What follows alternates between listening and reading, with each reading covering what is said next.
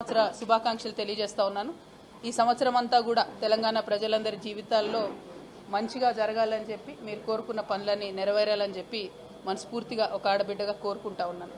మరి ఇవాళ నేను రాజీనామా చేసి దాదాపుగా 4 నెలలు, రేపు 3వ తారీఖు అయితే 4 నెలలు అవుతుంది. కానీ ఇంతవరకు గౌరవ కౌన్సిల్ చైర్పర్సన్ గారు నా రాజీనామాను ఆమోదించలేదు. అందుకనే ప్రత్యేకించి ఇవాళ వారిని వచ్చి కలిసి మరి నా రాజీనామాను ఆమోదించే ముందు నాకు ఒక్కసారి కౌన్సిల్లో మాట్లాడే అవకాశం ఇవ్వాలని చెప్పి వారిని రిక్వెస్ట్ చేయడం జరిగింది. మరి మోస్ట్ ప్రాబబ్లీ 5వ తారీఖు అవకాశం ఇస్తామని చెప్పి వారు చెప్పడం జరిగింది. వారు 5వ తారీఖు ఇచ్చే అవకాశాన్ని సద్వినియోగం చేసుకొని మరి నా రాజీనామాకు కారణాలు ఏంటో కూడా సవివరంగా వివరించి on the floor of the house నేను మళ్ళొకసారి నా రాజీనామాను యాక్సెప్ట్ చేయమని అడగబోతా ఉన్నాను. సో ఈ విషయాన్ని తెలంగాణ ప్రజలందరికీ తెలియజేస్తూ ఉన్నాను. పార్లమెంటరీ ప్రాక్టీసెస్ కానీ మనము ఫాలో అవ్వాల్సినటువంటి ప్రొసీజర్స్ కానీ కరెక్ట్గా ఫాలో అయితే బాగుంటుంది. అందుకనే ఆ రోజు అవకాశం తీసుకొని మాట్లాడి నా రాజీనామా కారణాలు కూడా వివరిస్తానని ఈ సందర్భంగా మీ అందరికీ తెలియజేస్తూ ఉన్నాను.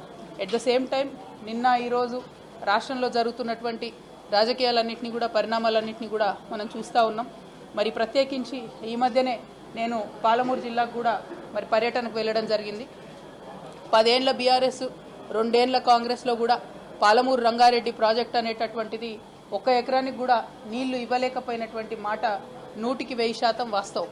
అయితే 10 సంవత్సరాలు బీఆర్ఎస్ ఈ ప్రాజెక్ట్ని సాగదీసిందని చెప్పి నిన్న గౌరవ ముఖ్యమంత్రి గారు ఏవైతే విమర్శలు చేసినారో అవి మాత్రం నేను తీవ్రంగా ఖండిస్తూ ఉన్నాను. ఎందుకంటే ఒక ఉద్యమ నాయకుడిని పట్టుకొని టెర్రరిస్ట్ కసబ్తో కంపేర్ చేస్తూ ఒకసారి ఉరేయాలి, రాళ్లతో కొట్టాలి అనేటటువంటి మాటలు ఏవైతే మాట్లాడినరో అది ముఖ్యమంత్రి పదవిలో ఉన్నటువంటి వ్యక్తులు మాట్లాడే మాటల్లాగా లేవు. దీన్ని మేము చాలా తీవ్రంగా ఖండిస్తూ ఉన్నాం. మరి ప్రత్యేకించి నేను కేసీఆర్ గారు బిడ్డగా రేవంత్ రెడ్డి గారు అట్లాంటి మాటలు మాట్లాడుతూ ఉంటే నా రక్తం మరిగిపోతూ ఉన్నది. ఎందుకోసం అంటే చేసినటువంటి ఉద్యమం, చేసినటువంటి త్యాగం, వచ్చినటువంటి రాష్ట్రం డెఫినెట్గా కేసీఆర్ గారి ఉద్యమ ఫలితమే. మరి ఇవాళ అదే రాష్ట్రానికి ముఖ్యమంత్రి అయినటువంటి వ్యక్తి కేసీఆర్ గారి చిత్తశుద్ధిని శంకిస్తూ ఉంటే నేను రిక్వెస్ట్ చేస్తూ ఉన్నాను, కేసీఆర్ గారే డైరెక్ట్గా హౌస్కి వచ్చి మరి ఇటువంటి ఆరోపణలు చేసేటటువంటి వాళ్ళ నోర్లన్నీ మూతపడేలాగా చేయాలి. ఎందుకంటే సోర్స్ జూరాల నుంచి శ్రీశైలం ఎందుకు మార్చిరు అనేది కేసీఆర్ గారికే బాగా తెలిసి ఉంటుంది. అట్లా కాకుండా ఈ బబుల్ షూటర్స్గా చెప్పుకునేటటువంటి వాళ్లకు డిప్యూటీ ఫ్లోర్ లీడర్ పదవులు ఇచ్చి మరి వారితోని జవాబు చెప్పిద్దామంటే ప్రజలకైతే విషయం అర్థం కాదు, మ్యాటర్ పోదు. మరి బబుల్ షూటర్ల వల్లనే ఈ ట్రబుల్ అంతా వచ్చింది. ఈ బబుల్ షూటర్ల వల్లనే మొదటి ప్యాకేజ్ దెబ్బపడ్డది. ఈ బబుల్ షూటర్ వల్లనే పాలమూరు రంగారెడ్డి లాంటి ప్రాజెక్టులు చాలా పెద్ద ఎత్తున ఇబ్బంది పడ్డాయి. మళ్ళా వాళ్ళకే పెత్తనం ఇచ్చి, వాళ్ళకే డిప్యూటీ లీడర్లు ఇచ్చి మరి అసెంబ్లీకి కేసీఆర్ గారు రాకపోతే మాత్రం బీఆర్ఎస్ పార్టీని ఆ భగవంతుడు కూడా కాపాడలేడు. In the interest of the people of Telangana KCR garu వస్తే బాగుంది. ఎందుకు మాటలు పడాలి? తెలంగాణ ఉద్యమంతో సంబంధం లేనటువంటి వ్యక్తులు, ఏదో అనుకోకుండా అందలం ఎక్కినటువంటి వ్యక్తులతోని కేసీఆర్ గారు మాటలు పడే అగత్యం రాకూడదని ఒక బిడ్డగా నేను చెప్తా ఉన్నాను.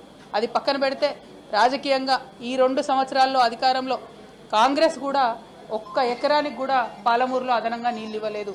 ముఖ్యమంత్రి గారు నిన్న ప్రెస్ మీట్ పెట్టి చాలా మాటలు మాట్లాడినరు, చాలా ప్రగల్భాలు పలికినరు.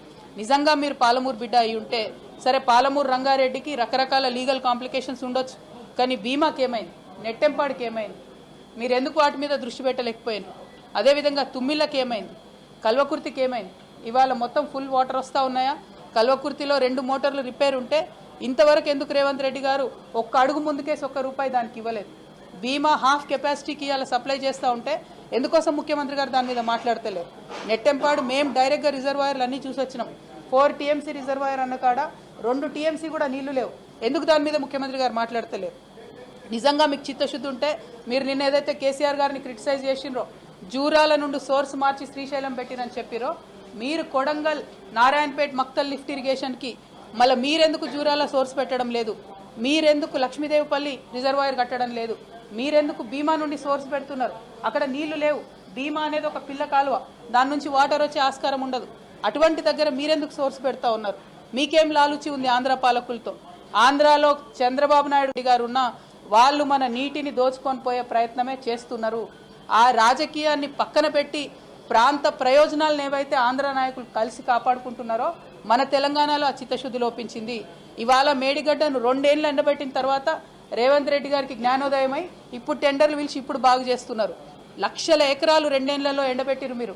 ఆ రైతన్నల కడుపు కోత మీకు కొట్టకుండా పోదు. అదేవిధంగా కృష్ణాలో కూడా 2 సంవత్సరాల ప్రాజెక్టు గురించి మాట్లాడకుండా మాలాంటి వాళ్ళందరం పోయి అక్కడ చూసి వచ్చిన తర్వాత ఇప్పుడు పెద్ద ఎత్తున మాట్లాడుతూ క్రిటిసైజ్ చేస్తున్నారు.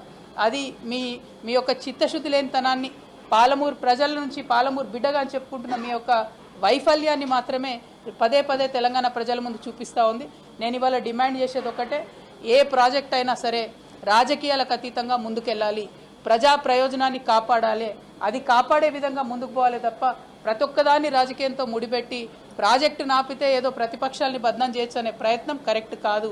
ఇప్పటికైనా పాలమూరు రంగారెడ్డి ఇంటేక్ సోర్స్ మార్చండి, మార్చినటువంటి దాంతో పనులు చేయండి.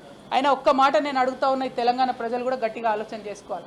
ముఖ్యమంత్రి గారు ఒక మాట చెప్పారు, నిన్న పాలమూరు రంగారెడ్డి మీద మొత్తం ఎన్జీటీ స్టే ఇచ్చిందని చెప్పారు. రాయలసీమ లిఫ్ట్ ఇరిగేషన్ మీద స్టే లేదా అండి? వాళ్ళు పనులు చేసుకోలేదా వాళ్ళ భూభాగంలో? పోతిరెడ్డిపాడు మీద స్టే లేకుండానా? వాళ్ళు పనులు చేసుకోలేదా వాళ్ళ భూభాగంలో? మరి మీరు 2 సంవత్సరాల నుంచి 27,000 ల్యాండ్ అక్వైర్ అయి ఉంటే కూడా ఒక్క కాలువ కూడా ఎందుకు తవ్వలేదు? మీ డిప్యూటీ సీఎం గారి దగ్గర, ఫైనాన్స్ మినిస్టర్ గారి దగ్గర 12,000 ఫైళ్లు పెండింగ్ ఉన్నాయి. అందులో పాలమూరు రంగారెడ్డి ఇరిగేషన్కి సంబంధించిన ఫైళ్లు, జీఎస్టీ యాడ్ అయిన ఫైళ్లు కూడా పెండింగ్ ఉన్నాయి. అందుకే ఒక్క కాంట్రాక్టర్ కూడా ఒక్క తట్టెడు మట్టి కూడా దవ్వుతలేడు. మీ వైఫల్యాలను కప్పిపుచ్చుకోవడానికి మీరు కేసీఆర్ గారినో ప్రతిపక్షాలను తిడతామంటే ఇవాళ ఎడ్డిగుడ్డి తెలంగాణ కాదు, ప్రతి ఒక్కటి తెలిసిన తెలంగాణ. ప్రజలందరికీ వాస్తవాలు తెలుసు, తెలిసేటట్టుగా చెప్పడానికి తెలంగాణ జాగృతి బయలుదేరింది, జనం బాట పట్టింది. అందుకే ఇవాళ మీరందరూ కూడా అసెంబ్లీ పెట్టిరు. ఎవరి కోసం పెట్టింది అసెంబ్లీ? మీరు పెట్టి మీరు బీఆర్ఎస్ని తిట్టా, బీఆర్ఎస్ మిమ్మల్ని తిట్టా, ప్రజా సమస్యలు మాట్లాడకండి, అసెంబ్లీలో టైంపాస్ చేయండి, రీల్స్ చేసుకోండి, బయటికి వెళ్ళండి. ఇది కరెక్ట్ పద్ధతి కాదు. గౌరవ ముఖ్యమంత్రి గారు నేను మళ్ళీ రిక్వెస్ట్ చేస్తా ఉన్నా, మీ మాట తీరు మార్చుకోండి. కరెక్ట్ మాట కాదు ఇది, తెలంగాణ పౌరుషాన్ని చూపించే మాట తీరు కాదు, ఇది అవమానకరమైనటువంటి మాట తీరు. దేశంలో ఉన్నటువంటి టెర్రరిస్టులతో మీరు మీ ప్రతిపక్ష నాయకుల్ని పోలుస్తూ ఉన్నారంటే మీరు చేసేది కూడా దేశద్రోహమే అన్న విషయాన్ని నేను ముఖ్యమంత్రి గారికి మరొకసారి తెలియజేస్తూ, మరి చైర్మన్ గారు నాకు ఏదైతే అవకాశం ఇస్తున్నారో 5వ తారీఖు నాడు దాన్ని సద్వినియోగం చేసుకొని నేను రాజీనామా చేయడానికి గల కారణాలను తెలంగాణ బిడ్డలందరికీ కూడా ఎక్స్ప్లెయిన్ చేస్తానని చెప్పి తెలియజేస్తూ సెలవు. జై తెలంగాణ.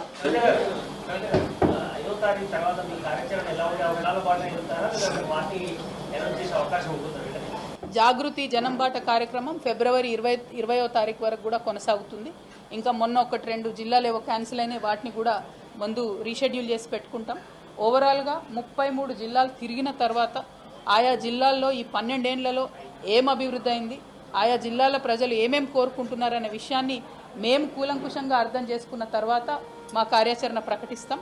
ఒక్క మాట మాత్రం మళ్ళీ చెప్తా ఉన్నాను, వచ్చే అసెంబ్లీ ఎన్నికలలో తెలంగాణ జాగృతి ఒక ప్రజాశక్తిగా ఉంటుంది, పోటీ చేస్తుంది. దానికి ఉండే సాంకేతికపరమైనటువంటి అంశాలు, టైం లైను, రకరకాల విషయాలన్నీ కూడా టైంని బట్టి అనౌన్స్ చేస్తాం. బట్ అల్టిమేట్ లక్ష్యం ఒకటే, తెలంగాణ ప్రజల గొంతుకై మాట్లాడేటటువంటి వాళ్ళు ఒకరు ఉండాలి.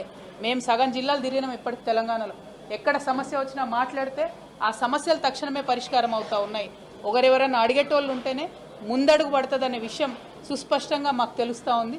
కాబట్టి ఆ పాత్రను మేము పోషిస్తాం, బలంగా ప్రజల పక్షాన్ని నిలబడి మాట్లాడతాం, ప్రభుత్వాన్ని ప్రశ్నిస్తాం.